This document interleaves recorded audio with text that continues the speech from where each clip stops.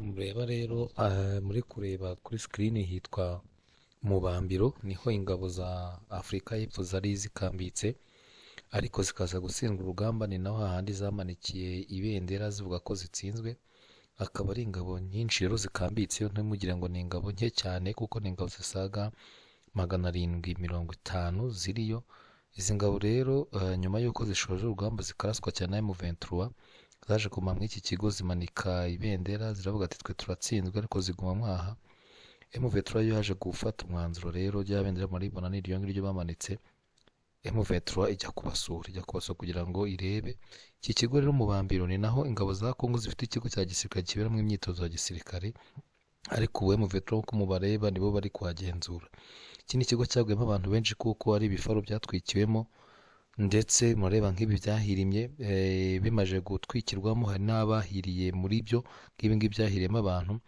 Abasirikare ba Afurika y'Epfo ubu ngubu barimo barasaba, baratakambira M23 ko nibura yabababarira bakagerageza kujya gushaka aho barwaniye, bagashakisha imirambo y'ababo. Ikindi ngo bari gusaba ni uko wenda babemerera bagakoresha ikibuga cy'indege kugira ngo indege zitware imirambo ya bagenzi babo. Ikindi ni uko ngo nta biryo, ubuzima bumeze nabi, ariko reba ko baramwaye nyine, ikimwaro cyarabishe. Ariko uribaza ubundi baracyakora iki? Harimo ndetse n'aba bagore uwo mubona n'umuyobozi wabo nawe urugamba rwacanze.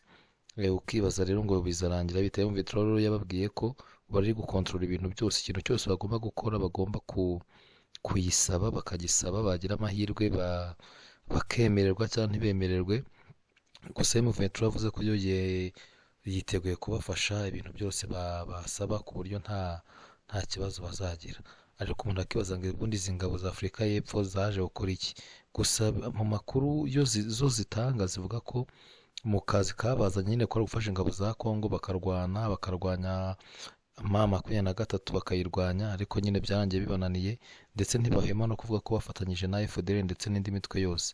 Ubu nabo kugeza ubu rero bazi nyine umubare w'ababo bapfuye, ariko ntibazi ngo bajugunye he cyangwa se baguye he, cyane ko bamwe barasiwe mu bifaru, abandi ndetse bakasirwa ku rugamba. Kugeza ubu rero babuze aho bacira nayo bamera, kuko ingabo zabo nyine ziracyandagaye ku musozi. Gusa icyo bari gutakambira M23 no kubareka bakajya gutoragura iyo mirambo ndetse n'ibice by'imirambo kugira ngo barebe ko babishyingura mu cyubahiro. Ni ibintu nyine umuntu yibaza ngo izi ngabo kuki zitagenda, ariko ukibaza ngo ese M23 zemera ko iki kibuga cy'indege bagikoresha, wenda bagikoreshe baze. Umureba ko ibibuga by'indege biracyuzuyeho imyenda abasirikare bamanitse, ndetse n'izi ngizi za Afurika y'Epfo zisiganye ibikoresho bike kuko byinshi byafashwe na M23.